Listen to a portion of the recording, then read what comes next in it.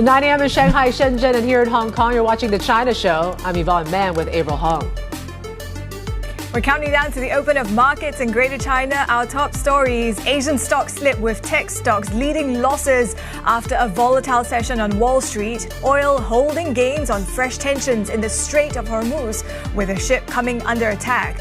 Apple buckles to higher memory costs and hikes prices on Macs and iPads, sending the stock down by the most in more than a year. Its suppliers in Asia will be in focus, with Taiwan and Greater China coming online.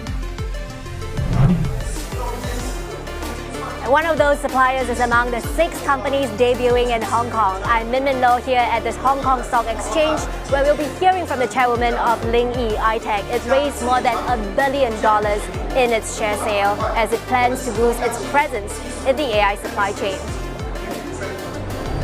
And I'm Stephen Engel at the Mobile World Congress in Shanghai for a look at the newest gadgets taking on Apple and the rest of the consumer tech. AI is claimed to be in every product we are seeing here, including there's a robot boxing ring just off camera. You can catch that later. Plus, we'll hear from organizer Gsma Limited CEO John Hoffman.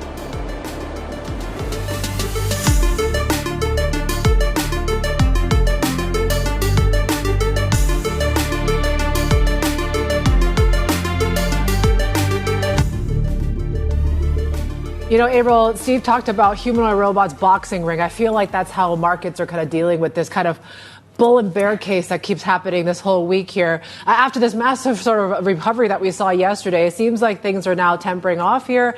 And it seems like all the reasons why Micron was gaining and the chip stocks were gaining yesterday, it's the reason why we saw Apple fall as well, right? As they talk about, chip shortages are really kind of what's prompted them to raise prices now. Yeah, I mean, in terms of the market, the price action really can't catch a break, right, in terms of these drivers that we're seeing. So let's take a look at what else was also shaping things, right, because we did get a ship that was under attack or unknown projectile in the Strait. So that's something to keep in mind as well as far as macro is concerned, because Brent overall did hold some of those gains, but that data, PCE coming in soft. And then we had some Fed speak from John Williams talking about how he still sees rates as well placed to help inflation back to target. And it was interesting because overnight we saw front-end treasuries. That was where the outperformance was, in spite of what we saw earlier in the week. Now, take a look at, what we saw in tech, that cooling momentum overnight. The price action, if you take a look on an index level, it looks like it's very placid. But under the hood, you see a lot of churn. Micron, that was where the rally was from. The Mag 7s were really under trouble overnight with the drag coming from Apple. Kospi, you look on the headline level, it's struggling at the 9K.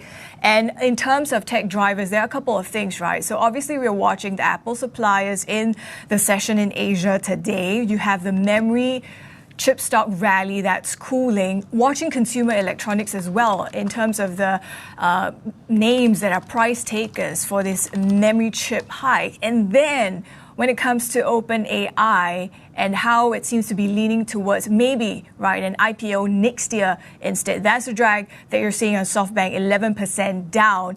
And then keeping things on AI, think about how DeepSeek is also looking like it's doubling its headcount. So positive step in that direction. AI filtering through into Hong Kong IPOs. We'll talk more about that today as well. And then on the macro level, when it comes to China, a bit of a pickup on the one-year policy loan rate, right, Yvonne? Yeah, take a look at some of these Apple suppliers. Let's see how they're doing here right now, because it's quite interesting.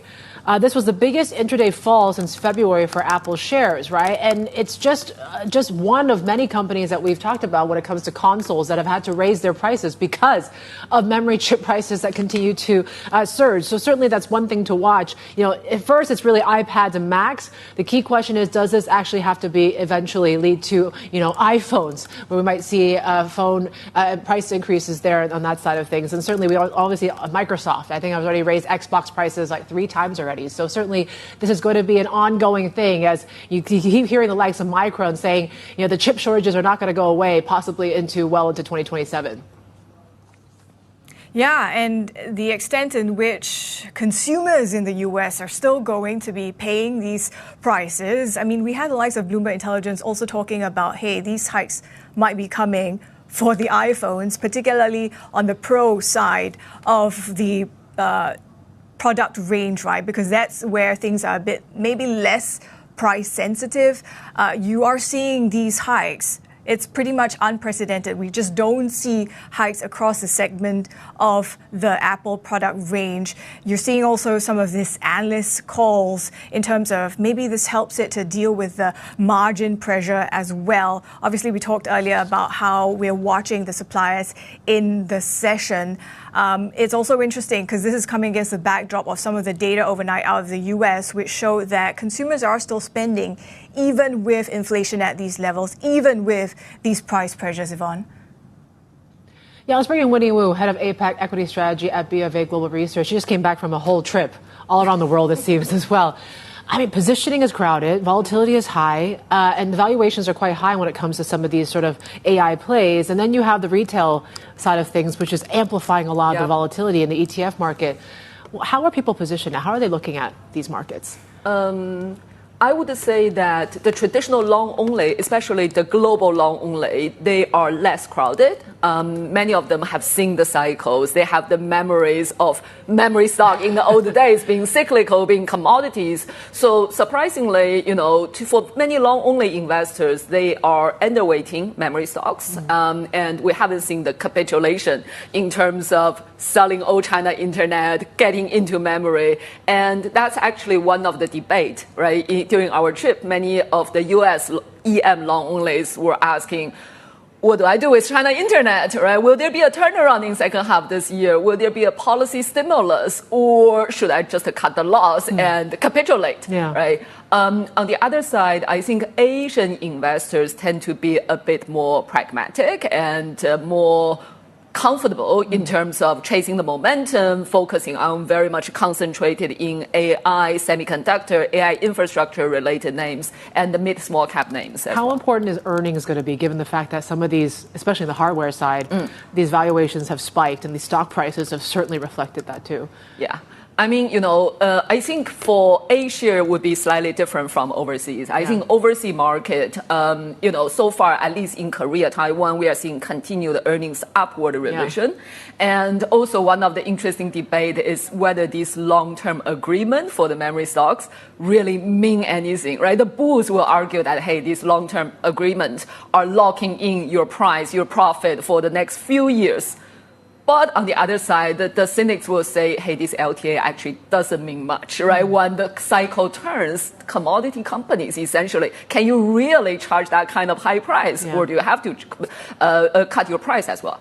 Whereas in Asia, I think Asia is very much thematic driven. But once earnings miss a little bit, you see quite crowded shorting or selling pressure in these sectors as well. So we could see very amplified volatility in some of the even AI tech names, GPU names. Previously, we saw some liquid cooling names in the past few quarters. If earnings miss, there's huge downside pressure. So that's hardware. What about the Chinese internet names, Winnie? What do we do with them? I think depending on people's holding power and the horizon, I would imagine that in the next 3 to 6 months, the pain will remain to be there. Because as these companies, especially the few leading platforms, they need to continue to invest in AI, which means more earnings negative. If their AI initiatives become successful, leading to more usage of their LLM, it probably means more token costs, more inferencing costs, which is even more earning negative. And the key challenge is that the consumer side monetization on AI isn't very clear, right? And that's the challenge for many US companies like Google as well. So, the challenge for China internet is even though their PE multiple currently doesn't look expensive, low teens, but if earnings are not getting revised up, but still getting revised down, then it's very hard to call where is the bottom. And also, the problem is opportunity cost, right? Long-only investor told us that in a normal year, I would be comfortable holding this company and believing that 12, 18 months later, they should deserve 30%, 50% more. But now, holding them for 3 months, the alternative index, the memories are up 50%. So opportunity cost is another problem that's forcing people to very carefully evaluating the short-term upside and downsides. When we zoom out a bit and talk Hong Kong stocks overall, there's also been this tightening of cross-border flows. I mean, what do you see overall in terms of the sector impact? Yeah. Is there a chance of a rebound Yeah. when it comes to property, for example? Yeah, I mean, relatively speaking, would be more comfortable on the Hong Kong banks and a bit more cautious on the Hong Kong property stocks for second half of this year.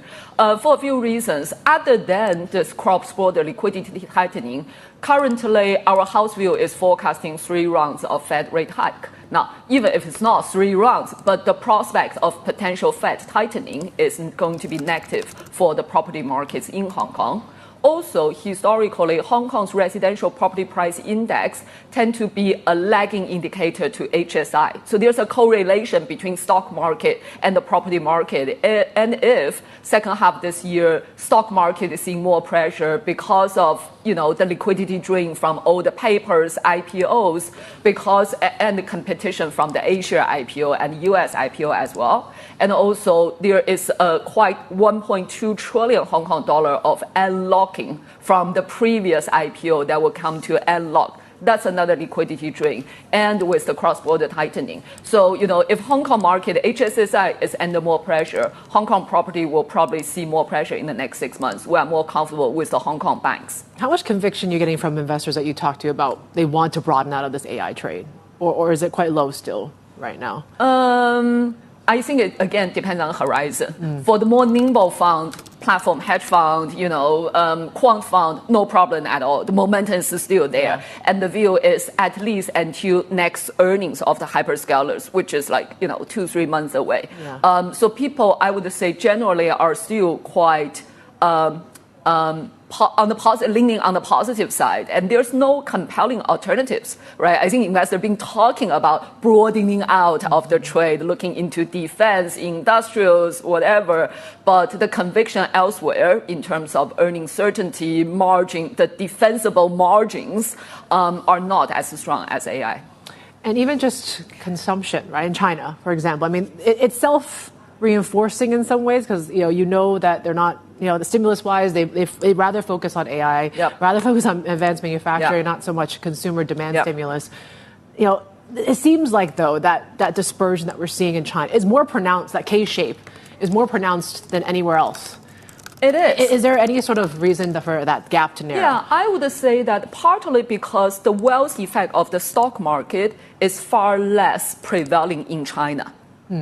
I mean, Korea, Taiwan, much smaller population, right? So, I think Samsung has 5 million of retail shareholders. Lots of millionaires now. Yeah. Exactly, right? So the wealth effect is much more evident driving the luxury car sales, the spending in Korea. Whereas in China, the wealth effect in the stock market might only benefiting a very small part of the population, right? The people in Lujiazui. And also, in Korea, the two stock has done very well over the past 12 months or even longer. Whereas in China, even as professionals, we need to constantly look at rotations, changing themes, right?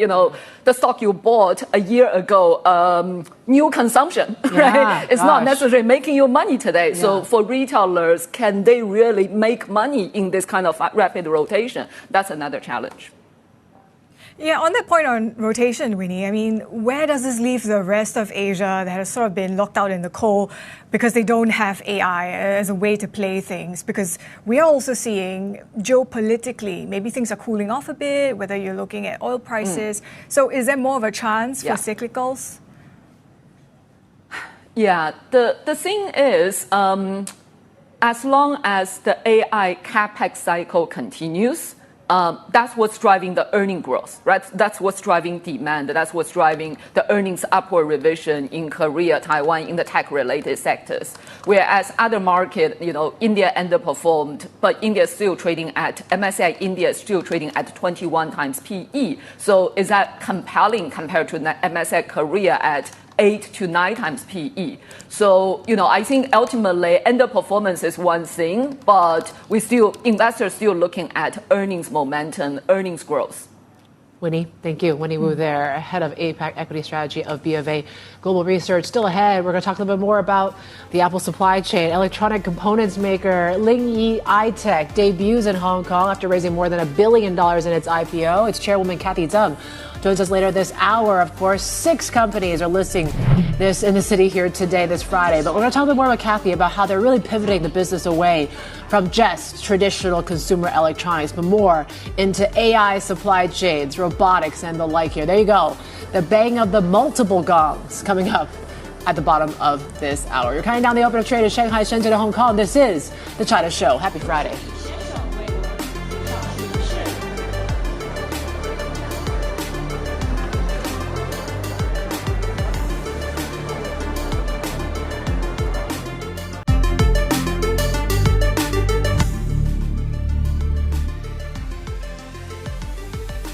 Your agenda for Greater China today, there is that NPC Standing Committee meeting that is underway. Also, where we are, and Steve is the Mobile World Congress as well. So, of course, that's really quite fitting with the Apple story overnight of them really raising their prices when it comes to all Macs, iPads, and home devices and that Vision Pro.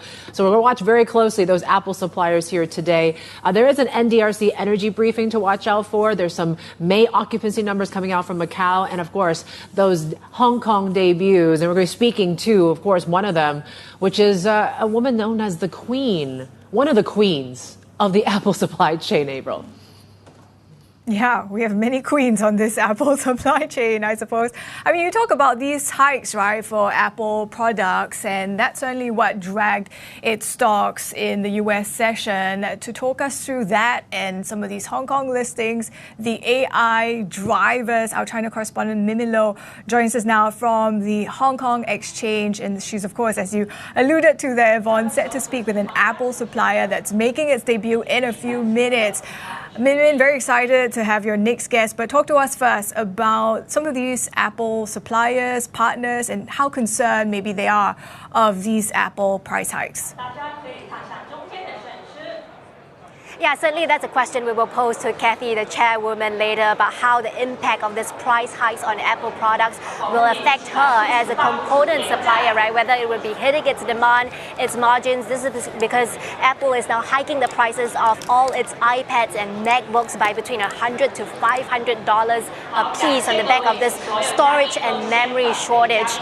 Price increases of those cost of production has been rising at the fastest pace we have seen, according to the Apple spokesperson, and the company has been trying to refrain from passing on those costs to consumers, but it's come to the inevitable right now. And while Apple hasn't raised the prices of these Apple iPhones, Apple Watches, and AirPods, our Bloomberg intelligence analyst is saying that maybe price hikes for iPhones could be on the horizon, especially the higher model iPhones where demand is less elastic. And of course, we will be talking to Kathy about the impact of this on her business.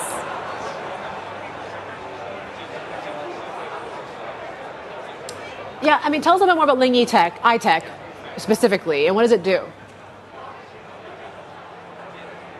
So Lingyi iTech is an electronics components manufacturer primarily supplying to smartphone and laptop makers. So some of the high-profile clients include Apple, Huawei, Samsung, Lenovo, for example. That is the majority of its business, but it is also trying to pivot away from this mature smartphone business, right, given the problems we were outlining earlier. So Lingyi iTech has also recently acquired a liquid cooling system to serve AI data centers.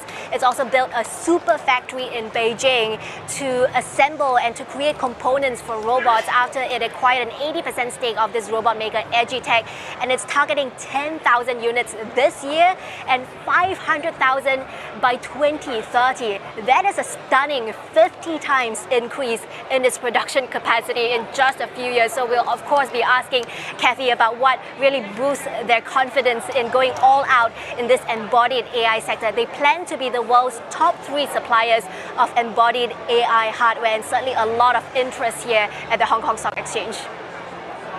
A lot of interest, and we're already seeing in its Hong Kong debut that rise of about 6% in the stock. Min, talk to us about how strong the retail, the institutional demand for this IPO has been.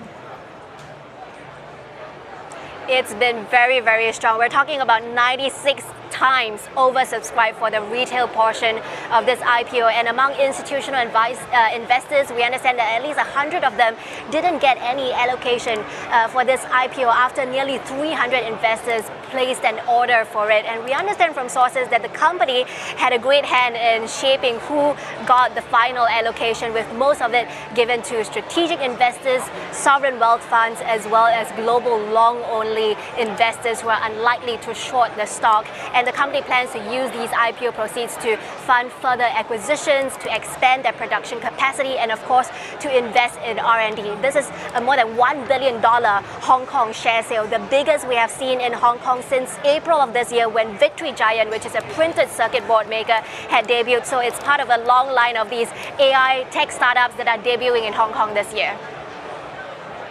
Yep, it's been a big one. All right, Min, thank you. Our China correspondent, Min Lo, there. And as she mentioned, she will be speaking with the Lingyi iTech chairwoman coming up here after, of course, the open. Take a look when it comes to the pre-market. As we've been saying, no surprise, we're seeing a little bit of a pullback here when it comes to stocks in Hong Kong. We're lower by about 0.5%.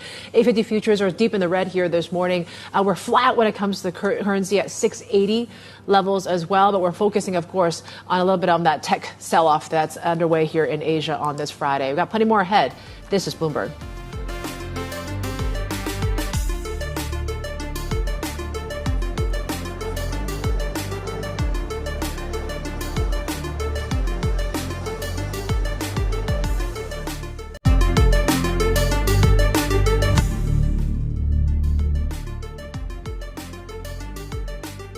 Well, given what we're seeing in the rest of the region, perhaps no surprises. There is a bit of that cooling when it comes to Hang Seng as well. 0.5% lower, and the drag you're seeing is coming from the likes of Alibaba, Tencent, SMIC, so chips as well. And keep in mind the consumer electronics front and the impact from these higher memory prices. So Xiaomi also among the stocks that we'll be watching today in the session. It's a bit on the back foot for the moment, Yvonne. Yeah, so we're definitely going to watch what happens with some of these like electronic makers, right? Given the Apple warnings that we've seen, the price hikes that we've seen, and is this going to be more of a, I guess, have a spillover effect across sort of all components and the like? Certainly that's going to be leading to a lot of questions about that. Key to mark is the trade data that we got yesterday from Hong Kong. Still pretty strong, right? A lot of it has to do, of course, electronics, AI, tech exports as well. So still seeing 40% gains for exports and 42% for imports. In terms of stocks to watch, we're watching some of these Apple suppliers here today. Certainly, given the slide that we saw in Apple shares, this is what they're doing. Are we flip? Okay. Well, take a look what's going on for the rest of the markets. There you go. Lingyi iTech 8 shares. That's the trading debut. One of the Apple suppliers there. Shares are up 6%. We'll be speaking with the chairwoman in just a few moments. That interview is coming up. The Open is next.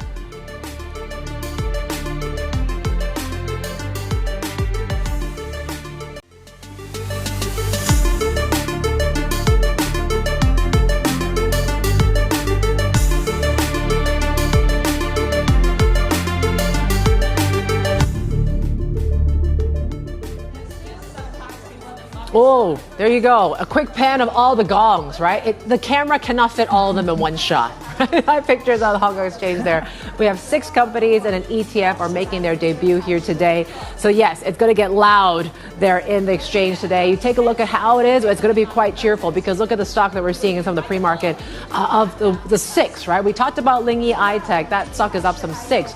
But you got Wenga AI, SG Micro, Circuit Fabology.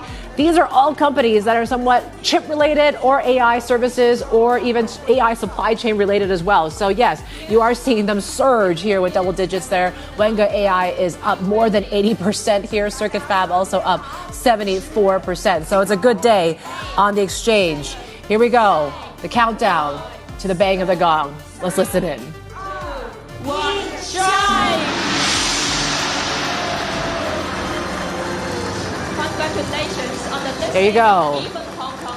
Great day there for Bonnie Chen and her team, obviously, as they commemorate this big day of listings here. Lingyi iTech certainly is the one to watch here. We're going to have the chairwoman speaking with Min in just a moment after, of course, she steps off the stage. But certainly this is an Apple supplier She's known as one of the three queens of the Apple supply chain, but they're really transitioning this company into something more of AI infrastructure. She wants to go and talk more about robotics, humanoid robots, and the like. So certainly lots to unpack there in that conversation with Min Min in just a few moments. In the meantime, let's cross over to what these mainland markets are doing here right now. Of course, we talked about when it comes to the A-share market. There is a lot of optimism still around some of these AI plays here, and certainly the key question is going to be on earnings and whether, can we actually continue to see these stock prices head higher based on fundamentals alone? That's still a key question there. CSI 300 is lower by about 0.9%. Shenzhen is also seeing more pressure here. We're lower by about 1.5%. Crude prices in Shanghai are picking up a little bit, although when you look at Brent and WTI, we already are erasing some of the initial sort of moves to the upside when it comes to oil prices on the back of this ship that was hit on the Strait of Hormuz. So still dealing with some of these sort of Iran tensions once again here in the forefront. And we're also still watching the likes of some of the chip makers here today. So yesterday they were doing quite well. Capricorn Tech, though, is heading south this morning. Kuichao also lower by about 1.5%. You take a look at when it comes to what else is moving. Let's look at Hong Kong. Your dashboard looking like this. We had some pretty strong trade numbers that came through from Hong Kong yesterday as well. We're talking about 40% gains, percentage gains when it comes to exports here. But look at HS Tech. We are seeing quite a bit of pressure here. We're down some 2% here right now. It's really led by the likes of Alibaba. The shares already fell to an 18-month low yesterday after, of course, Anthropic's accusations about the company. We're seeing another 4% lower here today. Baidu's down some 2. Xiaomi's down some 3 as well. So watching Xiaomi in particular, just given maybe the Apple effect, that they might also be feeling the effects of memory shortages and the like, that could be leading them to face the same thing that Apple is, whether they need to raise prices or not. Tencent is lower by 1.5%. You're seeing a little bit of upside in the property space, HSBC, so those traditional sectors are doing a little bit better. But yes, few bright spots, it seems, right now. 680 for your currency. Let's look at Lenovo, because an interesting call. The shares are falling here today, but Citi has raised Lenovo's target by 55% here. So from $20 to $31 here. So they're saying strong earnings growth led by better profitability at its infrastructure solutions group. So they're really pivoting, they say, from a PC-centric company to a full stack AI tech leader across devices, infrastructure, and services there. Take a look at those Apple suppliers as well. We've been tracking those, and some of the ones that are listed in Hong Kong are doing this. So they are also feeling the effects of that Apple slide after that 6% drop overnight for Apple shares. We're seeing likes of Luxshare, AAC Tech, and Lens Tech all falling here this morning, Avril. Yeah, we're watching these Apple suppliers. Tech overall can't seem to catch a break today. I mean, you look at the maybe triple whammy, if you want to call it that, right? Not just about the Apple price hikes, but memory names, the run-up is facing that bit of a cooling. So you look across the region, you're seeing some of these South Korean ones also being dragged a little. And given all that is in play, you are also seeing, I think, the concerns among consumer electronics also creeping in. So those are the sort of plays when it comes to what's driving tech in the region. But of course, to your point earlier about whether earnings can deliver and how that is going to inform what we're seeing among China's hardware stocks, because that's really where the rally has been, right? Whether you're looking at the Star 50 or the Chinex, that's really propelled these indices, the optimism that China is supporting these homegrown chip or hardware related stocks when it comes to the AI build out at the time where, of course, when it comes to the hyperscalers, there's a lot of capex that is going into infrastructure as well. And then you think about when it comes to valuations, it is looking pretty pricey. If you're looking at the Star 50, I think it's something like 70 times. So, you got to be quite brave to dip into things right now, which is, I guess, what Winnie Wu was alluding to a little earlier, Yvonne. Yeah, you take a look at when it comes to what the earnings projections are for the Star 50. Bloomberg compiled them. They're thinking estimates could be more than 4% this quarter. I mean, compared to the astronomical sort of gains we're seeing across the stocks and the valuations, that certainly means that they really have to deliver when it comes to the earnings side of things here. So that could be the next catalyst to watch very closely here. And even when they were talking a little more about the fact that, whether to buy or hold when it comes to HS Tech, they said, look, before, it was easy to kind of stick to these sort of names and hold and kind of brace the volatility because there is longer term upside. But when you have memory stocks for up 50% in a month, the opportunity cost is certainly there and getting higher. So that's one thing to watch here. Okay, let's get to, of course, back to the Hong Kong exchange. China's Lingyi iTech is debuting in Hong Kong today after raising more than $1 billion in its IPO. The Guangdong-based electronics components maker and supplier to Apple is now looking to expand beyond its core business. Let's bring in Min Lo, our China correspondent. She is at the Hong Kong Stock Exchange with the company's chairwoman. Min. Hey Yvonne, yes, joining me here is Kathy Zeng, the chairwoman of Lingyi iTech. Kathy, what an important milestone for your company today. I know that your main business is really supplying components to smartphone and laptop manufacturers, but you're now pivoting to many things from humanoid robotics to cooling systems for data servers. Could you just tell me about your company's strategy? What is going to be the next big growth catalyst for you? Oh, good. We are lucky that with the past 20 years, we start our company, we become the top 3 of the world of all the small components. And then we've been involved in more than 20 different areas. 1, 2 is because of this, then doing the acquisition, so we develop our components into module. So we are doing thermal module, doing the hinge module, trackpad keyboard, all that module, and also chargers. And then through the module, then we become the FATP manufacturing. So we could you explain FATP for our audience? Final assembly. Yeah, okay. So it's a system-like final assembly. So from components to module, and then to the final, the whole devices. We have this kind of either R&D and engineering and manufacturing capability. And then all around the world, we have 80 different factories around 15 countries. So we are very international. So then this is the fundamental of our company for the past 20 years. And then we see the trend from the electronic consumer, and then it's going to go to the AIDC. It's going to really up for the next at least 5 years, though we are fully speed to focus on that, which is we can share similar of the process, and then the more complex and difficult of the capability that we kind of shift and copy that into the AIDC industry. And then we are already support all the famous name already.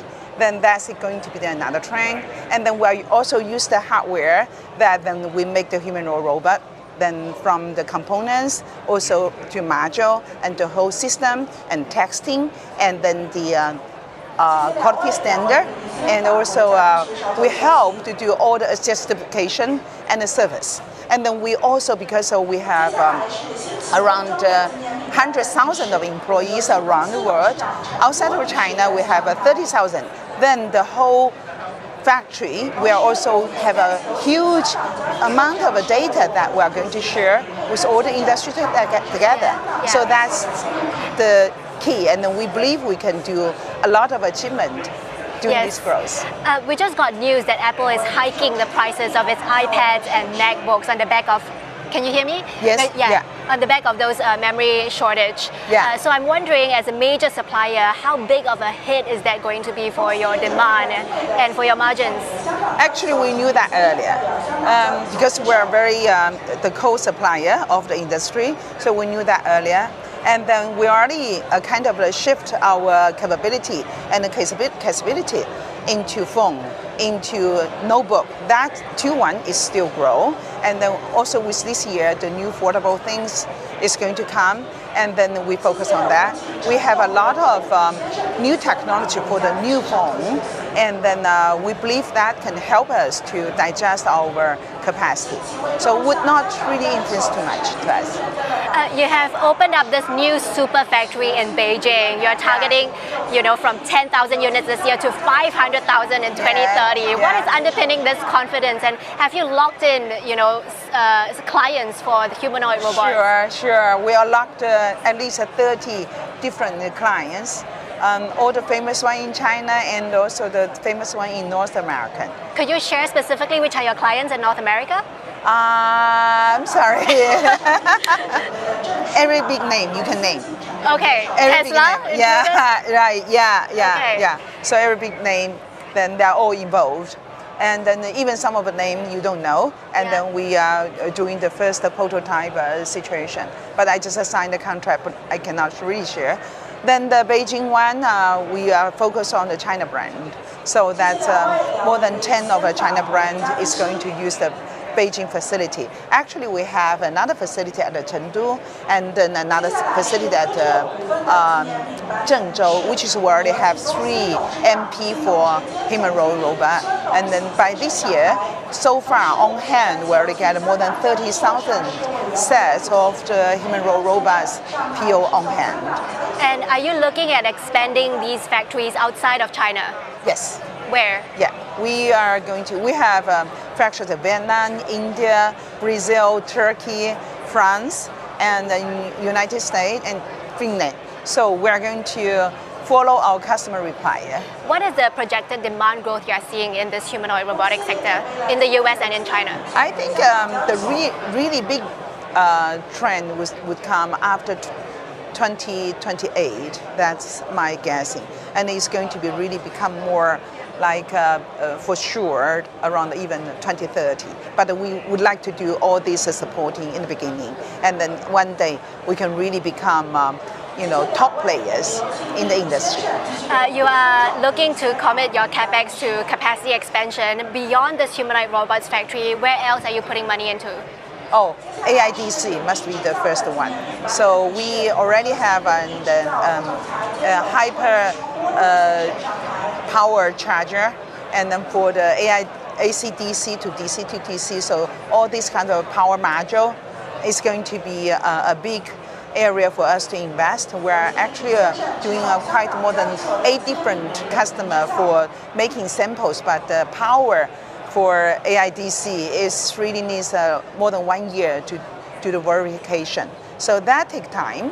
And then 2 is our thermal solution. So the thermal one, we just acquire rear door. So we're going to, that's their NVIDIA's approved supplier. So we're going to use that to bring all different production line into the toppest customer. Yeah. And then we're also involved with other components or things for the AIDC. Yeah. Are you seeing any component shortage in all the sectors you are present in right now? How severe is that? Yeah, we're excited about that because for the past 20 years of very strong competition, trenders are very good, high quality, flexible quality price, and then the whole team, and we're everywhere, and we actually are waiting for the volume become really big, and the requirement for quality become extremely high. Then it's our show time. Okay. Yeah. And you're seeing supply constraints or not? A little bit. A little bit. Yeah. How severe? Yeah. But to us, it's an opportunity. Because we got use of that, and then it's our chance. All right. Yeah. Thank you so much, Kathy Zeng. That was the chairwoman of Lingyi iTech. Yvonne? Min, thank you so much. Min, with that conversation with one of the queens of the Apple supply chain, talking about AI as well.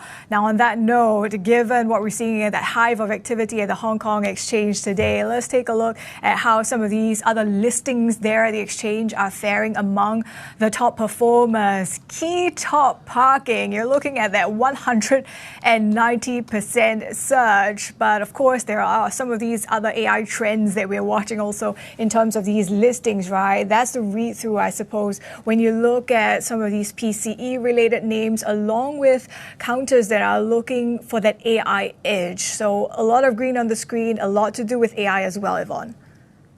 Yeah, Key Top Parking, I just looked it up. They produce parking guidance systems. So if you're looking for a parking space, you have to go to them. So certainly that one is the outperformer here among all of these who are all doing quite well here today already. Coming up, we're talking more about AI advancements and the future of mobile industry and focus as a Mobile World Congress convenes in Shanghai. We're going to speak live to the host, Industry Association Gsma. Next, this is Bloomberg.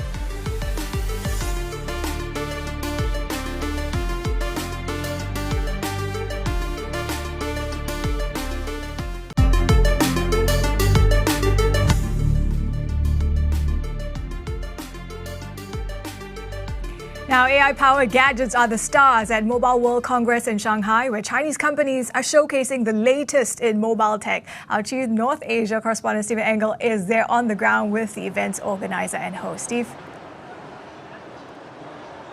Yeah, that's right. I know there's a lot of stresses and optimism across the AI infrastructure world with data centers and worries about component costs. We've been talking obviously all morning about Apple and others, Microsoft, Sony, PlayStation, others raising prices because, again, of the rising costs of memory, the rising costs of components. It's all the stresses of what the next guest here talks about is a optimism of the platform of optimism, no doubt, here in China. Let's bring in John Hoffman, GSMA Limited CEO, the organizer and host of the Mobile World Congress Shanghai. Thanks so much for having us again. Thanks, Steve, for coming. It's our 13th year here. I know, and I've been to every single one. Yes. Thank you so much.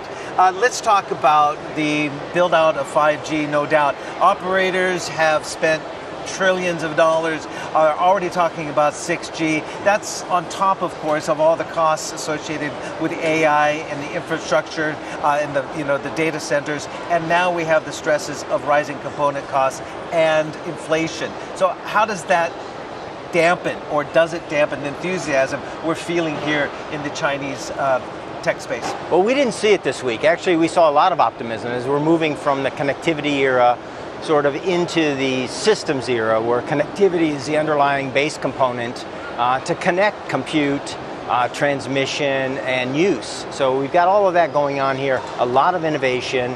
We've seen robotics, we've seen non-terrestrial, obviously satellite, so we're moving from the ground up into the air as well. We've got a lot of talk about what's going to be in 6G and what it's going to bring us. And that's pretty interesting. Obviously, China is well advanced in thinking about the next era of communication. So we've had a lot of optimism here. There's a lot of hype, obviously. Every single booth here across multiple halls, every product from plush toys to wearables all say they are AI. How much of that is hype and how much of that is really due to the open source nature of Chinese AI and really enabling IoT and wearables and the like? I think we're in the early days of the AI era, and everyone wants to jump on that bandwagon. And what we're going to find is real AI is coming to the top. And it means artificial intelligence, but machine learning. Agentic AI is where we're going, and we're going very, very quickly. We're moving from a systems economy to a token economy. Right. And I think that's really been a lot of the discussion here is how's that transition going to happen? And frankly, it's happening kind of first in the telecom industry right here in China. How are we going to see, different from the West perhaps, the monetization of all this investment from the operators, which your association represents? They've had to spend all this money on 5G networks, now 6G, as I said earlier, and also all these data centers. Yes, there's some shared costs with government initiatives, but again, monetization is very important. Well, we're going to move from personal consumer use into B2B. So it's really, really important that we begin to further automate industry, manufacturing, fintech, government, and all of the verticals, retail. As that becomes a real key component, then that's where we see the real AI and 5G era kind of coming together and revenues rising from those components.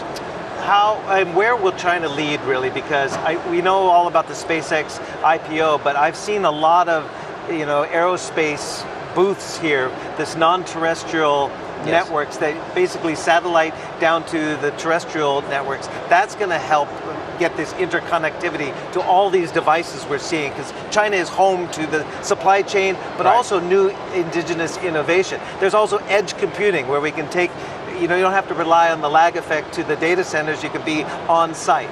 Well, 5G and 5G Advanced, and obviously when we get into 6G, latency becomes one of our core components.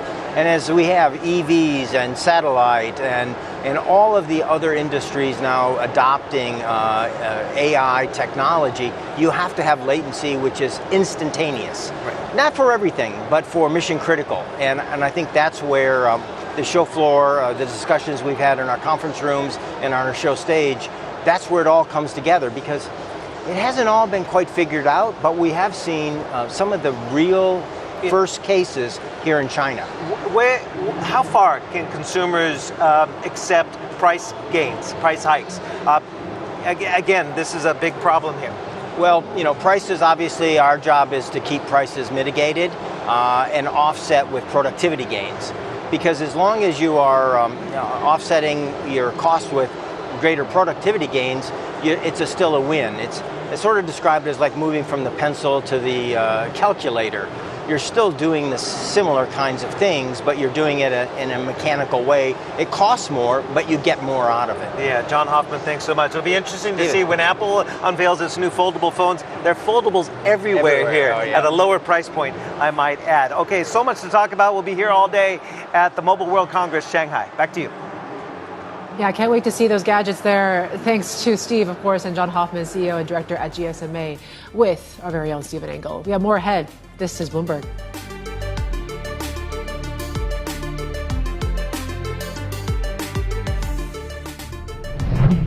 All right, another check of markets here. Continue to see pressure across Chinese equities here today. CSI 300 is lower by 1.6%. Hang Seng also falling as well. 8 shares are down some 1%. So we are watching the next milestone in all of this as well. After we saw, of course, HSCEI, MXCN, and HSTech already in a bear market, HSI could be the next one to watch here. We're watching very closely those levels there. We'll bring you more in the next hour of The China Show.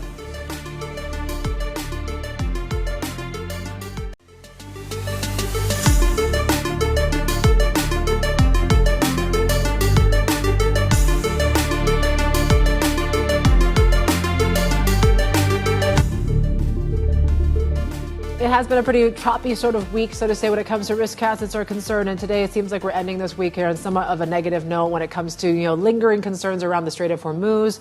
And then you have some of these tech wobbles that we've seen that was largely sparked by Apple, you could say, after they announced some price hikes when it comes to MacBooks, iPads, devices, and the like here. Certainly it's going to be a big one to watch. Hang Seng, there you go.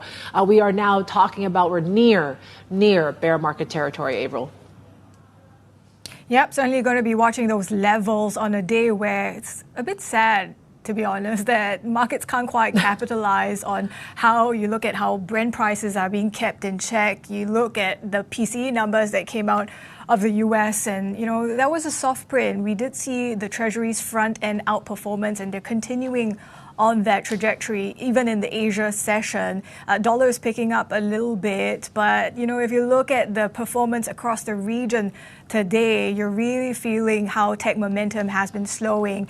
And this is following on from not just the Apple price hikes, but I think it's a lot to do with the OpenAI IPO potentially being delayed to next year, or at least that's what reporting suggests that the company is leaning towards. So perhaps unsurprising, you look at SoftBank, these declines are the worst since April last year that we're seeing on this backer for ChatGPT, for OpenAI. And Kospi, of course, is pulling even further away from that 9K level. TAIEX also down. But the board, take a look at what we're seeing on the Apple supply chain. This performance, I think, is a reminder by the markets that there are limits to how much these tech names can pass on price hikes to consumers, Yvonne. Yeah, and really consumers are really kind of taking it, right? And now you're seeing when it comes to this whole AI boom cycle that, it's taking a bite out of companies like Apple. Bloomberg Intelligence has a great reaction piece to this saying that, Apple's price hikes will likely help offset some product gross margin pressure as memory costs climb. We're pleased to bring in the senior technology analyst, Anurag Rana. He is here in town. Perfect timing, really, Anurag. Do you think that the drop in Apple shares, was it largely because of the price hikes that we saw? I think it's a mix of many factors, and price hike being one of them. But Apple's valuation has jumped so much in the last 12 odd months because, frankly, as people are selling off Microsoft and Amazon, Apple was the safe haven. Their capital expenditures as a percentage of sales is merely 3%, and Microsoft's going to spend over 50% of their sales in capex this year. So when you're contrasting these two names, Apple was looking good for a number of months now. Could we see more products, even the iPhone? Absolutely. It has to happen. Really? There is no way Apple can hide now with that. I mean, Apple's done a phenomenal job of taking care of tariffs, taking care of all the makeshift, any regulatory issues, margins have been up and up and up. And now you really can't offset this memory spike. And we think, you can calculate it many ways. We think at least 500 to 700 basis points of gross margin degradation unless they start going out and raising rates. Now, the first two that we saw, very small portion of overall sales. Mac is what, 7%, 8%, Yeah. iPad's like the same, 7, 8. So iPhones are 50% of sales. So it has to happen. Anurag, talk to us also about Apple and perhaps this perspective that it has that it can continue passing on these costs to consumers. So when you look at a brand like Apple, on the higher end, I think there is flexibility. In a sense, when you are looking at a buyer that's buying a $1,300 phone, they are not going to, budge if it's $1,400 or so. But at the lower end phone, which is where it could be a more expensive phone in an emerging market, I think that's where you could see some drop off in unit volume. But we don't think they're going to raise rates on the lower end. They have done a very good job of gaining market share in emerging markets, in China, in the last 3 quarters. And I think they will keep those numbers the same or the prices the same. And whatever they're going to raise is going to be on the Pro or the Pro Max model and even the foldable that we should, come out by the end of this year. And the thing about Apple, if you can talk us through the nuances also, is they outsource a lot of it, right, compared to maybe some of the other consumer electronics players. How does that also impact the extent in which the memory price hikes are affecting them? See, one of the things is, this is not something that's so specific to them. They, in the Wall Street Journal article, Tim Cook said that he was going to use his balance sheet to go out and try to get the best deal for, his company. That could mean higher prepayments. It could mean, more preferential or longer term contracts. Now, what that does is it gives them the supply that they need to make sure that the product is taken care of. But at the same time, it may, dent their free cash flow a little bit. But frankly speaking, it shouldn't matter. Apple, generates more free cash flow than almost any other company out there except NVIDIA. Where are we? You talk about it was always seen as Apple was just dragging in this whole AI story. Do you think that there's more room to catch up now? What do you think that narrative is now? I actually am on the other side. I think they're doing the best job of anybody when it comes to AI because all they're saying is, whoever has the best model, I'm going to go licenses. I really don't want to be in the model generation business. As I said, their capital expenditures are 3% of revenue. Compare that to Microsoft with 50%. You don't want to be in the model game. They were not in the search game. They went to Google and said, I will just license your technology. You create the best model, I will use it. So I like their strategy, less on CapEx, and they will get the best model they need. Anurag, it's great to have you in the region. Anurag Rana there, Bloomberg Intelligence, senior tech analyst there when it comes to Apple. Of course, we're looking at oil prices now, of course, after that attack on a cargo ship in the Strait of Hormuz. And that's why we did see earlier in the session there, oil prices did peak up. Keep in mind, though, we have reversed those earlier gains here. We actually are seeing oil prices slightly lower here. We're back below 74, 75 levels for Brent. WTI is back above, I should say, 71.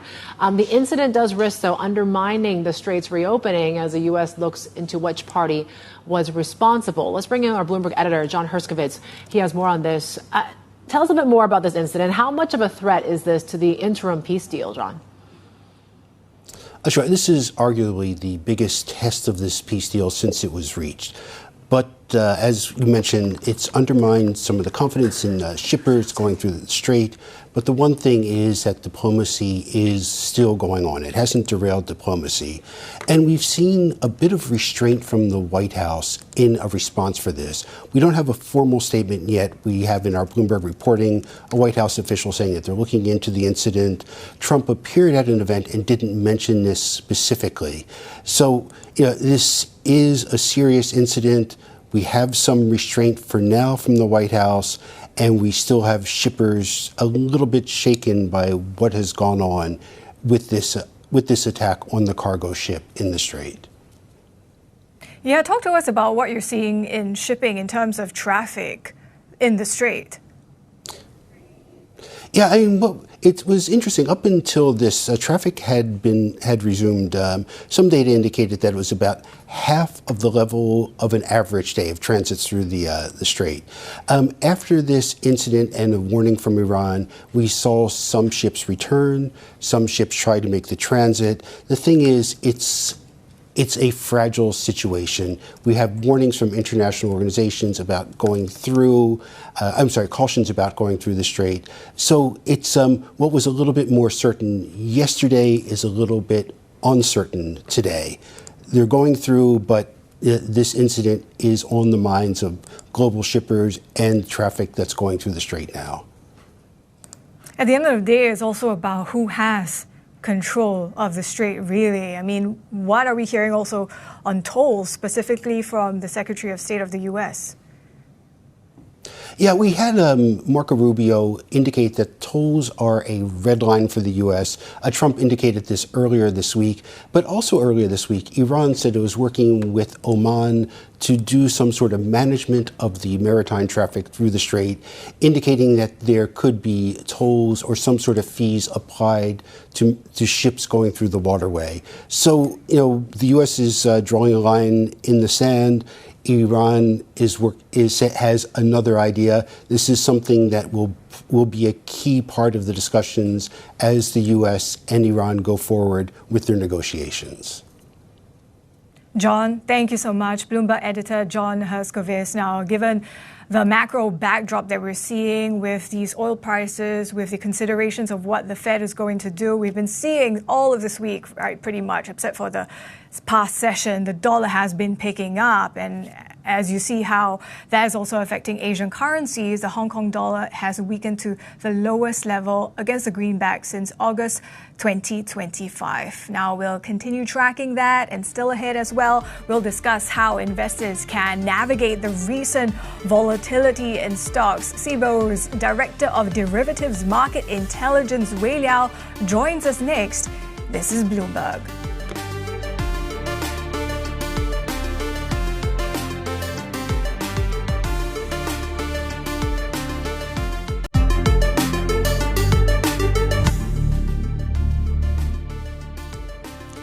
Right, take a look at how we are faring in the Asia Pacific. It is a sea of red, and this risk aversion appears to be deepening.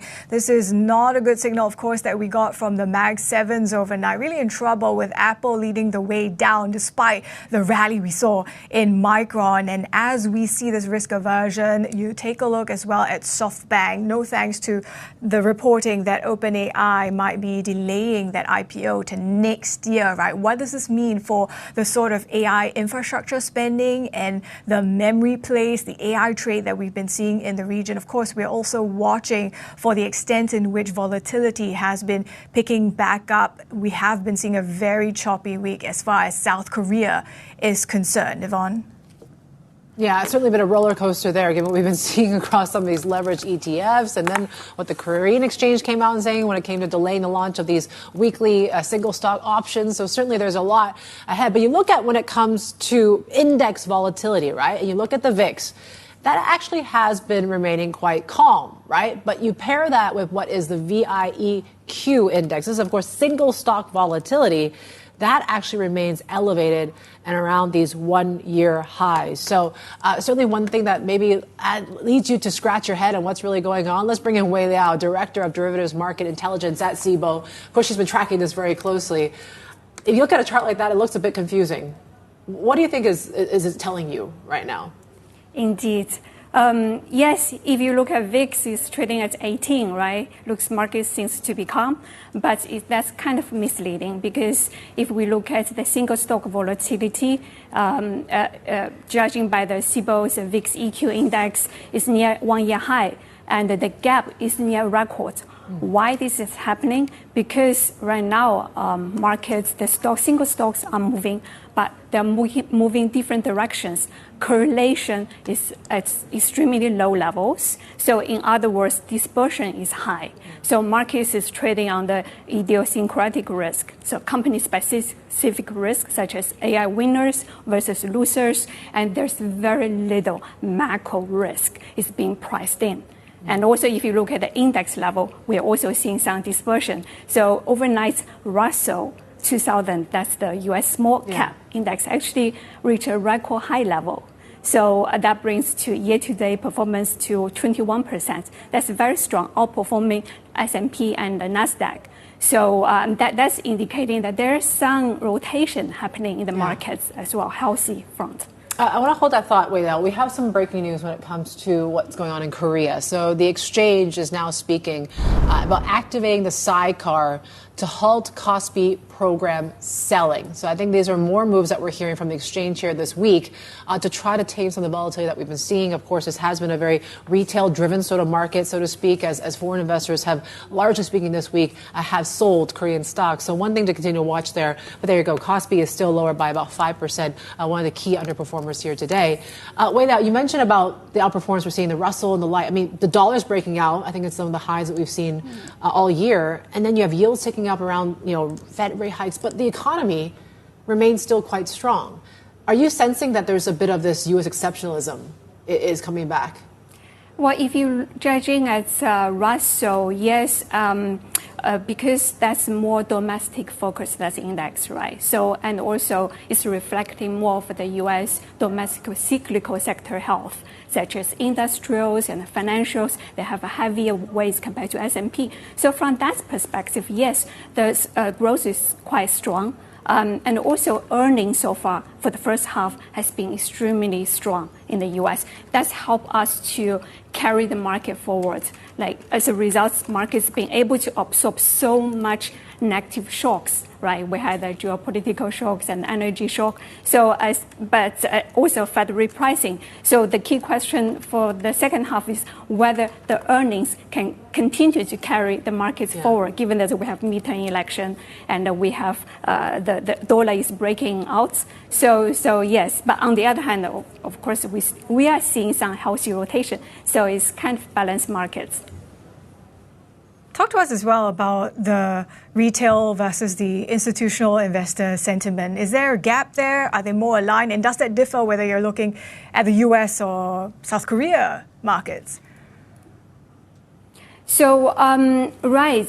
So heading into early this month, right, we were seeing really strong bullish positioning from both institutional and retail. So the percentage, we are seeing record high share levels of these equities with inverted core skew, which means that out the money calls are trading more expensive than at the money calls. That's indicating markets are paying for bullish upsides. And on the retail front, from our seats at Cboe, we were seeing the retail investors, they are bullishly positioned in the options markets for these tech AI stocks.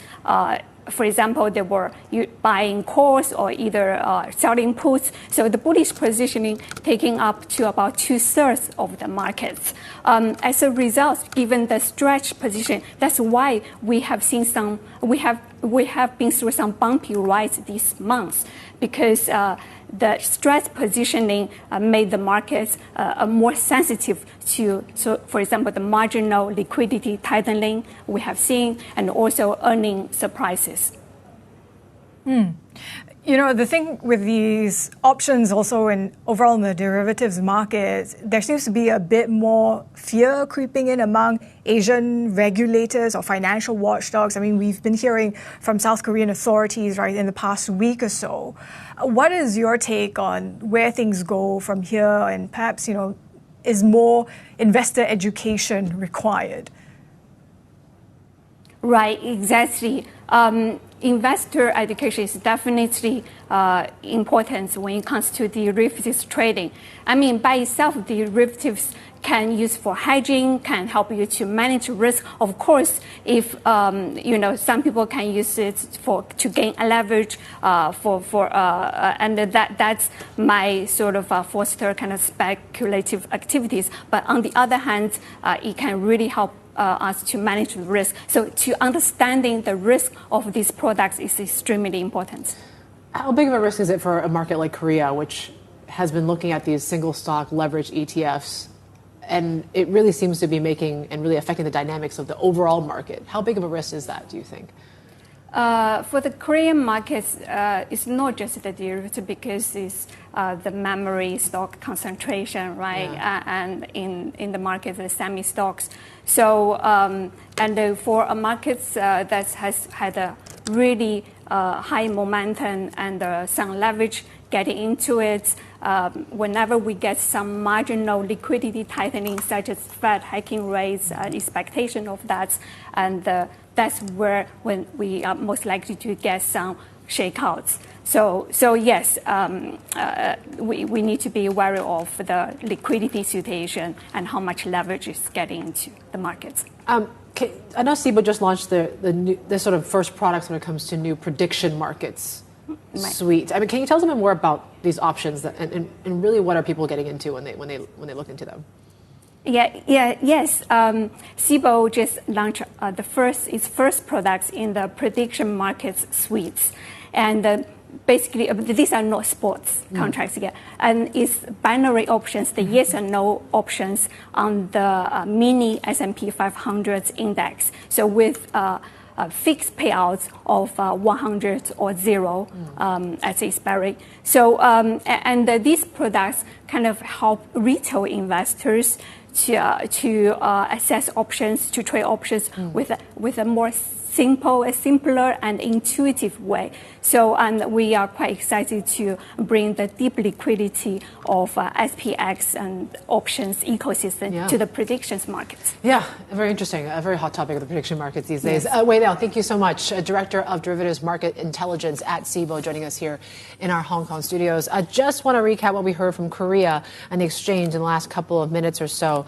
So what we heard so far is that they're activating that sidecar to halt the Kospi program selling. So I think they're trying to at least limit some of the losses that we've been seeing because amidst this deep sell-off across the board here when it comes to not just Korea, but the rest of Asia here today. So certainly that's another such action coming through from the exchange here today to try to at least limit some of the volatility. But we are still seeing 5% losses there in Seoul. Avril. Yeah, given what we've been seeing in South Korean equities of late, our team at Bloomberg Originals has been tracking the volatility. Here's a look at that AI stock mania, possible red flags, and how it could impact markets around the world.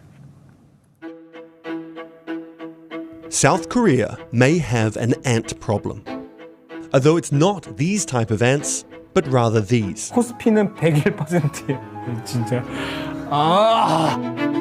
There are more than 14 million retail investors in South Korea who are called ants. Individually, they don't have much power, but collectively, they have a greater influence in the market. And these ants have been busy. Up by more than 100% so far this year. Just an unbelievable rally. It's really quite extraordinary what's happening in Korean stocks at the moment. The Kospi index, which tracks Korea's public companies, climbed 200% over the last 12 months. Compare that to other major markets, like the S&P or even the Nasdaq, and Korea's performance blows them out of the water. That means it has more than tripled over the past 12 months. Retail investors, they've been the main driver of the Kospi. We can see signs of being a little bit maniac and a lot of people borrowing money to invest in stocks. And amid the mania is a mounting fear that a bubble will soon burst. The AI bubble debate is absolutely raging right now. South Korea is one of the biggest beneficiaries of the global AI trade because it has two of the world's largest memory chip makers. Korean stocks are really maximizing being beneficiaries of the AI capex bubble. That's the amount of money that's pouring in around the world, but particularly in the US from the mega cap stocks into building AI data centers. So, are South Korea's retail investors building towards the future, or will they get wiped out? I don't have a strong insight of when it goes wrong. But when the AI bubble collapses, the pain in Korea is going to be extraordinary. And subscribers can watch their full documentary now on the terminal or our website at Bloomberg.com. You can also find more from Bloomberg Originals on their YouTube channel. And of course, we are also tracking the continued selling we've been seeing across markets, that risk aversion. You are looking at session lows across these indices and even on Bitcoin as well. No shortage of negative drivers when it comes to tech. We'll continue tracking the market reaction. This is Bloomberg.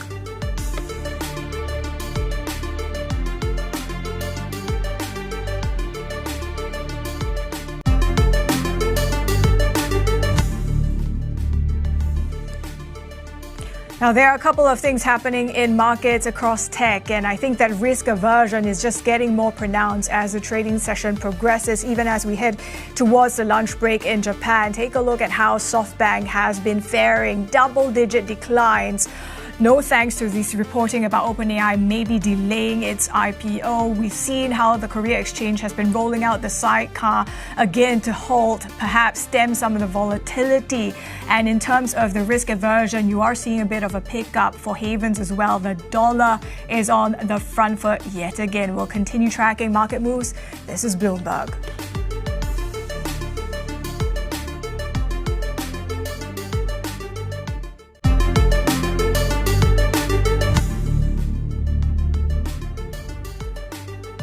.29 a.m. in Tokyo here. Japanese markets are heading to a lunch break in just a moment, and yeah, they're going to need that break.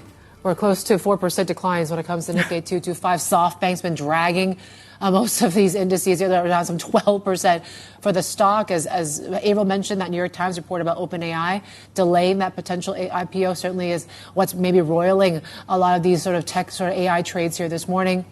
We're flat on dollar yen, but 161.80 levels. At one point, I think just a few hours ago, we were nearing the weakest since 1986 for the yen. So certainly we're still on intervention watch there. But yes, we're tracking, of course, not just when it comes to Japan, but the sell-off across Asia here today. But yeah, you take a look at what's going on in the onshore market. And still, when you take a look at the Star 50, it's still seeing some pretty good AI sort of names there, Avril. Yeah, the rally there has been taking a bit of a breather today, whether you're talking Star 50 or Chinex, but they have been beneficiaries of investors just plowing money into AI hardware, right? That has been where the focus is. And when it comes to the tech stocks and rally that we've been seeing, the extent in which that is up this year, it's at a record 64% this quarter in terms of gain. So that's keeping it on par with the Kospi. That's, of course, another market that has been benefiting from this insatiable demand for AI-related stocks. Consider, though, when it comes to perhaps potential headwinds, take a look at this next chart, which will show you valuations. They are looking pretty stretched. Despite some of these earnings upgrades that we've already been seeing, it's just not enough to keep pace with valuations. We're looking at it trading, almost 70 times forward earnings on the Star 50, so that's a record high. And then keep in mind as well, when it comes to the broadening out of the AI trade, the extent in which investors seem to be plowing into other parts, right? The bottlenecks, components, materials as well. Investors maybe see that as a sign that maybe they're not as confident as well to dip into those handful of names that have been dragging, the big winners, the ones that have been taking the spotlight. So that's something to keep in mind, even as we track this risk aversion that we're seeing in the markets today. We spoke to BofA Global Research Head of APEC Equity Strategy, Winnie earlier, about upcoming earnings from mainland tech companies. Take a listen. I think Asia is very much thematic driven, but once earnings miss a little bit, you see quite crowded shorting or selling pressure in these sectors as well. So we could see very amplified volatility in some of the even AI tech names, GPU names. Previously, we saw some liquid cooling names in the past few quarters. If earnings miss, there's huge downside pressure. Now, taking a look at the hottest stock in Chinese AI, right? Zhipu, the AI model developer that's gotten so much attention. If you take a look at the stock performance, it soared, 2,000% since the listing in January, and that has clearly outpaced those gains we're seeing in the Hang Seng and the Hang Seng Tech as well. Of course, we're watching some of those technical levels on the Hang Seng, maybe dipping to bear market territory.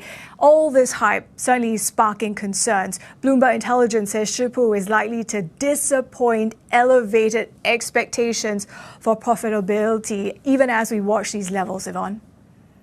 Yeah, so as we start to see these equity markets getting a bit more nasty here in the last couple minutes or so, it's good to kind of signal maybe a look at some of the other names, right? That the bright spots, and let's bring in our senior industry analyst Robert Lee, and also our markets reporter Anthony Stevens is here as well. Anthony, I'll start with you first. How about that? Just breaking news right now. Markets are getting nasty, and this sell-off is continuing to deepen. What do you make of it right now? What's really sparking it? I think we had a twin trigger on either side of the AI trade, right? We had Apple raise its prices on chips, highlighting the cost pressure on AI from this semiconductor boom. And then right after that, we had OpenAI talk about pushing the IPO. That is on the revenue side of the AI trade, right? Like, so why are they delaying it? And it's because of the competition, the struggle to show monetization, and those twin concerns are hitting markets now. So you're seeing the semiconductor trade pare back a little bit because, we're having a repricing of some of these expectations around how much of these margins that we talked about yesterday they can continue to get away with.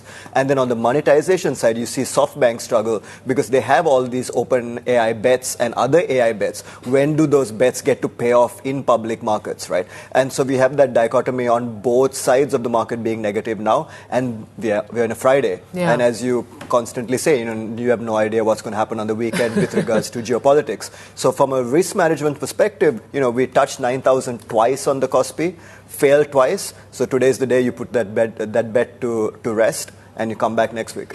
How much is this just due to portfolio rebalancing, right? As we get to sort of month end, quarter end, and really forward investors, is it a sign of them selling out of markets like Korea, like Taiwan this week? Is it a sign of market direction moving forward, or do you think it's just kind of volatility? I think it's a bit of both. Yeah. Volatility is very high, right? So, for example, Kospi is in the 90 handle. That is more single stock kind of volatility level. For example, Micron is at 100 volatility level. Then we get into quite a weird technical calendar bump next week where options expiry and the 4th of July holiday are lined up, right? So people have a good calendar reason to take money off the table. Lastly, equities has drastically outperformed bonds. So some month-end rebalancing between the two asset classes is definitely coming. So as you correctly say, from a flow perspective, from a technical perspective, it's not favorable. It continues to need a narrative push for retail to keep buying markets higher. And today we're seeing a pause in that. And Robert, we've been talking about Zhipu, right? And this is one stock that continues to kind of outperform day, and it's been relentless, this rally. What do you think is behind it? Why do you think investors are so excited about a stock like Zhipu? Simple answer. It's got scarcity value because I think your prior guest talked about the underperformance of the big tech platforms in China, the likes of Alibaba, Baidu and Tencent. They're quality businesses, but their core businesses happen to be under huge pressure at the moment. Alibaba is suffering from these immense price wars in e-commerce. Tencent has doubled their AI spend with no real visibility on when that's going to deliver a return. So the earnings numbers for most of the bulk of the China tech stocks have been progressively downgraded. In fact, HS Tech Index estimates are down approximately 40% over the last 12 months or so. So therefore, Zhipu stands out. And I do get the attraction. It's a pure play. It's ranking high in some of the performance tables. And therefore, investors have piled into it. Like, who needs Bitcoin? Let's all pile into Zhipu. But the key issue that we have is both fundamental and obviously tied into what level of future growth rate the current stock price is discounting in. And that just seems completely unattainable from where we sit. So this is a stock, again, that's gone up 20 times. It's a heavily loss-making company. It's going to lose around $700 million this year. That loss on our estimates is actually going to widen to close to $830 million. I can say more, but maybe I'll let Anthony come in. I think Avril has a question. No, first. Rob, go ahead. Say more. We want to know more about your core arguments, right? Because you launched that negative focus idea on the stock yesterday. What else should we be paying attention to?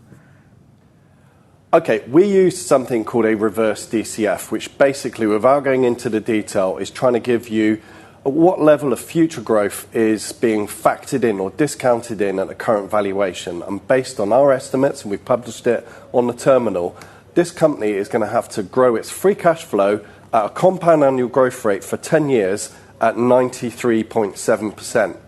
So if you roll forward 10 years, that would mean they are generating revenue of close to $70 billion.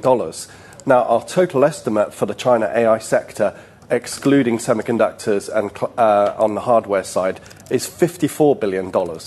So one of these assumptions is wrong. Either our market estimate is completely been lowballed and it's too conservative. I don't think that's the case. Or the market is factoring in totally untenable, unrealistic levels of future growth for this company. Then if you look on fundamentals for Zhipu, where is its sustainable competitive edge? How can it compete in the long term with better resource companies like Alibaba, like Tencent, like Huawei, like ByteDance? It's a small-scale company, a subscale company that lacks the resources. So, it's doing well at the moment, but they're generating enormous losses, which will actually blow out with agentic AI demand increasing. All right, jump in here, Anthony. Yeah, no, the interesting counterpoint to this is obviously how they position themselves as still pushing for general AI, right? The sky's the limit there. Not many people believe that anybody can achieve general AI, let alone a Chinese producer. But if anyone can do it, they have, because what they've done with so little resources. Now, I'll want to draw a like-for-like comparison, right? SpaceX took out Cursor at $60 billion. Cursor went through 3 rounds of over $1 billion, setting fire to that money, until they were bought out by SpaceX at $60 billion. So Zhipu is around $128 billion today, after a $500 million capital raise, IPO. So they're quite good at turning money into technology. You have to give it to them, right? And as a result, they are seen as kind of like the angel of the Chinese economic and AI boom. The second thing is how the Chinese look at AI is a little bit different. So you touched on this like total addressable market of 54 yards, right? And that is from a pure AI perspective, that sounds about reasonable. But what China is going for is this overall economy integration into AI. So the super apps, consumption via AI. So China is an internet-first consumer economy, and they're looking to supercharge that with AI. Now, whether they can do that or not is a very different topic, and whether consumption in China can ever turn from its very depressing state, that's a very different conversation. But that seems to be what is driving some of this bullishness in the pure play China AI names. I agree with you. I think ultimately... Go on, sorry, I didn't mean to talk over you. Rob, just want to slip a question into Anthony as well. When it comes to the U.S. hyperscalers, following on from SpaceX, those concerns about the borrowing costs, that seems to be resurfacing a little bit, right? How do you see all this shaking out in terms of market impact?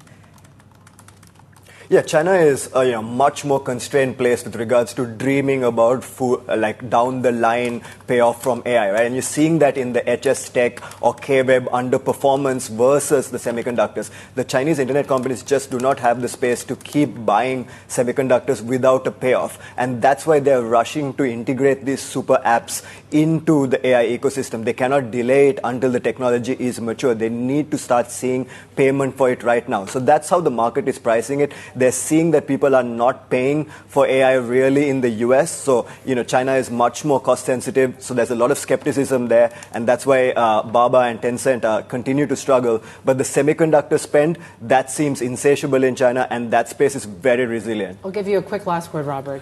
30 seconds. I was going to say, I agree briefly with Anthony in that the winners of China AI are the consumers and the economy as a whole. Driven by the government strategy, government's looking to drive economic productivity, but companies like Zhipu are subsidizing it. That's why they're going to lose over $700 million this year, a widening loss. Their business is not on a commercial footing. They have no sustainable competitive edge. The level of future growth the stock price is discounting in at the moment is completely unrealistic. All right. We'll continue this conversation. There's still plenty to really unpack there. Robert Lee, thank you. Our Bloomberg Intelligence Senior Industry Analyst, and, of course, our markets reporter, Anthony Stevens, when it comes to Zhipu and the whole sort of AI story in China. We're checking markets here right now. Continue to see quite a bit of pressure here. Chinex is now lower by 3%. Kospi leading the charge lower, 6.5% losses here today in Seoul. This is Bloomberg.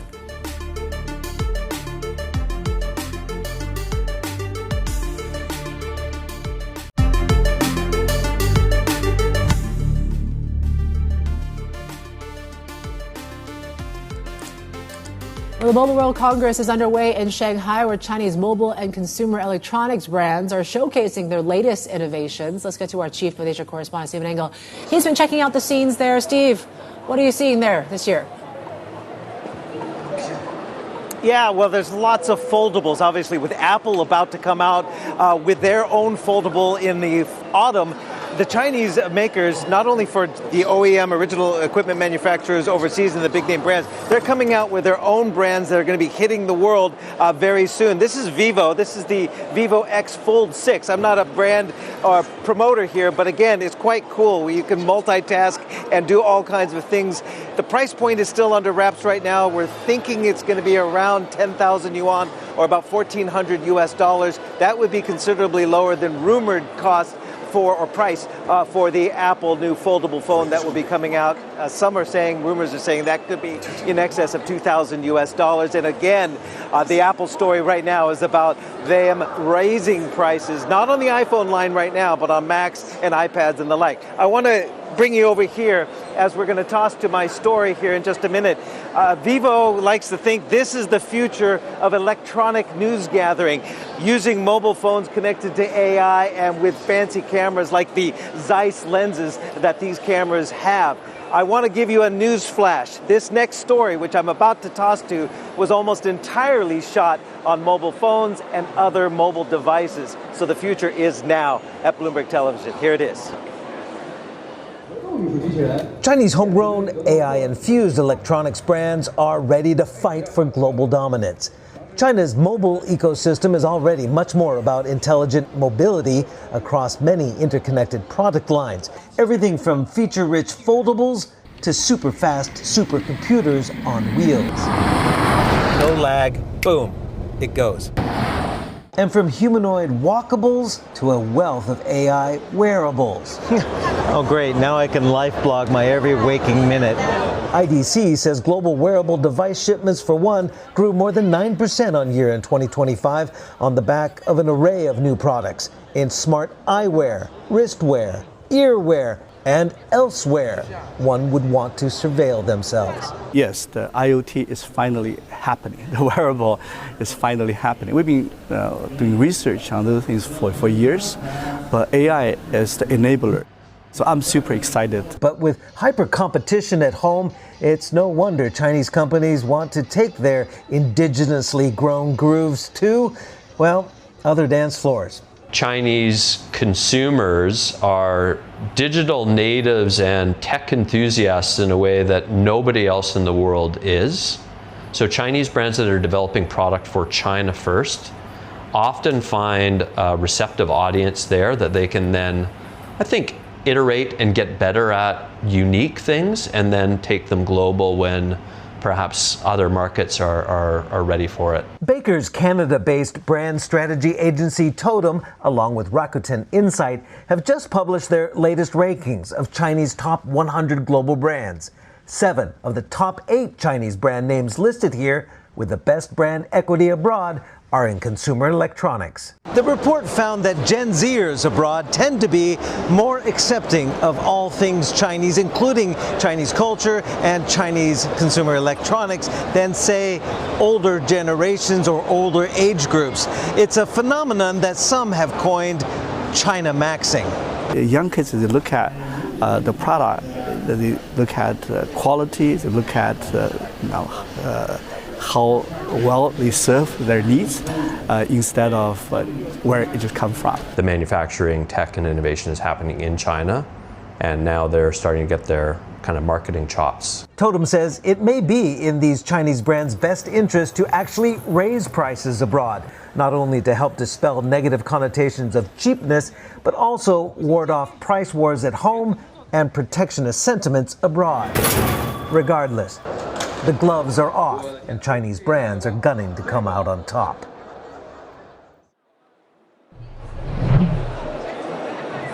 And of course, everything is mobile here at the Mobile World Congress in Shanghai. We're even watching the story. There I am, right now, mobily, of course. That's nothing new. We've had that for a long time. But China maxing is definitely a new trend. It's not just for Gen Zers. Even old 60-year-olds like me, gray hairs, they can be China maxers as well. Back to you.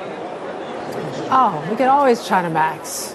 What's that saying here? I'm living a very Chinese life right now. That's certainly what people have been talking about when it comes about drinking herbal teas, taking your shoes off, of course, when you enter home. Steve, it's great to have your report there from the Mobile World Congress here at a time. Yeah, as Steve mentioned, right? Yes, there's a lot of new gadgets, a lot of new technology that's underway. But I think what we're hearing now is that consumer side of things is now going to be feeling the effects, of course, of memory chip shortages, right? What led to Micron to rally yesterday is now why Apple and its suppliers are falling today, right? And you take a look at the heat map when it comes to your Bloomberg terminal, and you are starting to see some of these most heavily weighted stocks that continue to see immense selling pressure, right? Korea in particular, 005930, that's of course is Samsung. Close to 8% losses there right now. As you mentioned, the Korean exchange just a few moments ago did have to activate that sidecar. And also there is SK Hynix. We're down 8.5%. So it continues to be this lingering concerns about really where this chips rally is going to be. Yes, you see visibility when it comes to the earnings side of things. But then again, there is a lot of volatility when it comes to, of course, these leveraged ETF markets. 230, of course, is TSMC. So Taiwan and Korea seem to be seeing most of those painful pressure here today. We're down about close to 2% for Taiwan Semi here. You look back a little bit and you continue to see when it comes to HS Tech is still in the doldrums, right? You're not seeing that sort of broadening rotation out of these sort of big darling names like TSMC and into some of these value stocks in some ways. But yeah, you continue to see 9888 here.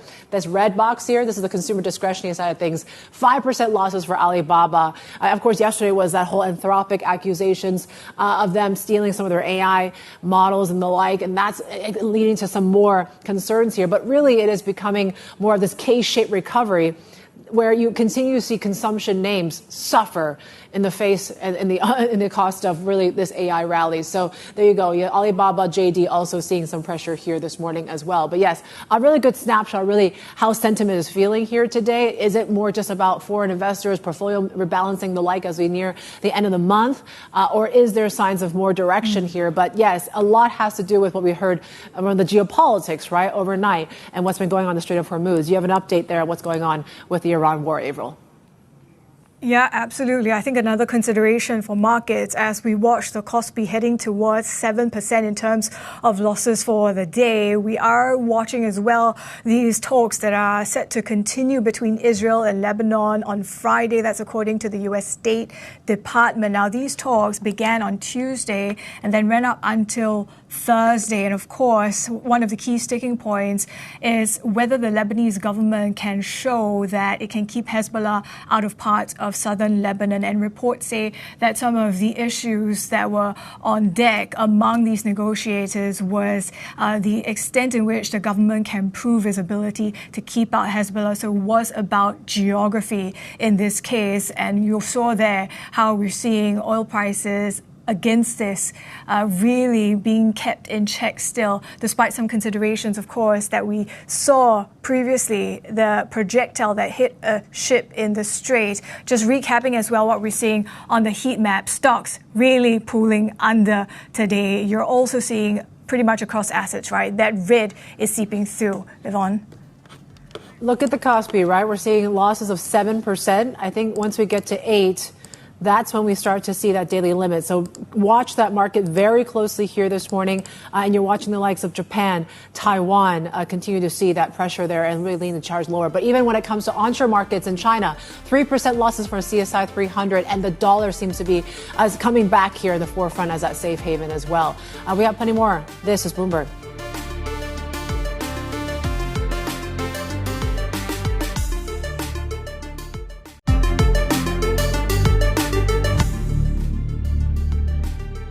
The slump across West assets continues and is worsening here this morning with tech really leading the charge. You take a look at what's been going on when it comes to the Kospi. We're lower by 7%. We are seeing the dollar a bit firmer here on the back of this as well. And we're watching very closely what goes on with gold, with Bitcoin here this morning. That's it for us here on The China Show.